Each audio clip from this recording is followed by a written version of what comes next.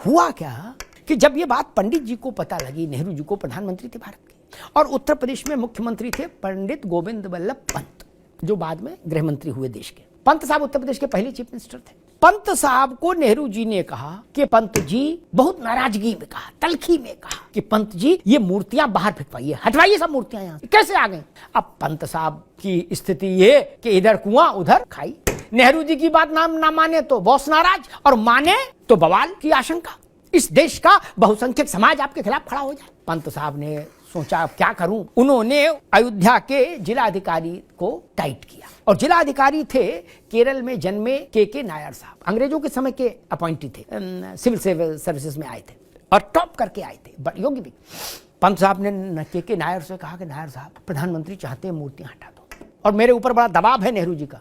पंत से नायर ने कहा कि आप अपना दबाव मेरे ऊपर ट्रांसफर कर दो, मैं बात कर लूंगा प्रधानमंत्री से, आप कह दीजिए कि डीएम नहीं मान रहा। पंत ने अपना जान छुड़ाई, बोले भाई डीएम नहीं मान रहा। भारत के प्रधानमंत्री ने अयोध्या के जिलाधिकारी, फैजाबाद जिले के जिलाधिकारी, तब तो फैजाबाद था, अयोध्या तो अभी बना जिला, फैजाबाद जिले के जिलाधिकारी के नायर को टेलीफोन पर लिया और उन्होंने बहुत सख्ती के साथ नायर से कहा कि ये मूर्तियां हटाकर मुझे बताओ, मेरे आदेश को क्रियान्वित करके मुझे रिपोर्ट करो, मैं इफ और बट नहीं सुनना चाहता, no if no but. Nair ने कहा कि ऑनरेबल प्राइम मिनिस्टर सर, मैं ऐसा नहीं करूंगा। अब आप सोचिए, नेहरू प्रधानमंत्री और वो भी नेहरू जैसा, फोन पर हो और कोई डिस्ट्रिक्ट मजिस्ट्रेट ये कह दे कि मैं ऐसा नहीं करूंगा जो आप कह रहे हो। हंगामा मच गया, स्वाभाविक है, नेहरू जी उत्तेजित हुए होंगे, स्वाभाविक है, और उन्होंने कुछ कहा भी होगा नायर से। नायर ने कहा कि अगर ऐसा हुआ तो भारी दंगा फसाद होगा, रक्तपात होगा, उसकी जिम्मेदारी मेरी है एज डिस्ट्रिक्ट मजिस्ट्रेट, इसलिए ऐसा नहीं होगा,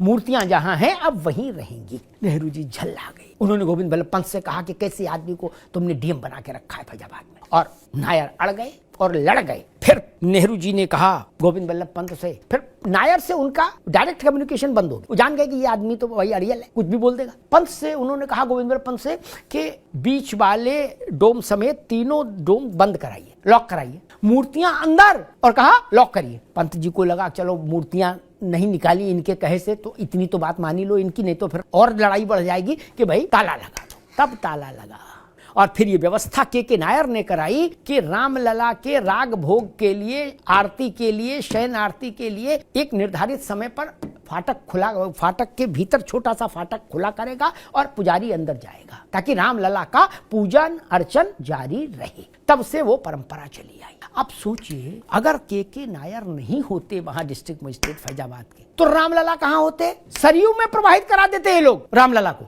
वो जिलाधिकारी था जो अड़ा और लड़ा। इसलिए मैं कई बार कहता हूं कि रामलला के जो भव्य दिव्य नव्य मंदिर है अयोध्या में, इसमें सबसे ज्यादा योगदान अगर किन्हीं लोगों का है तो उनमें एक के नायर भी है। के नायर नहीं होते तो उत्तर प्रदेश में फिर किसकी हैसियत थी कि नेहरू जी के गुस्से को झेल जाए।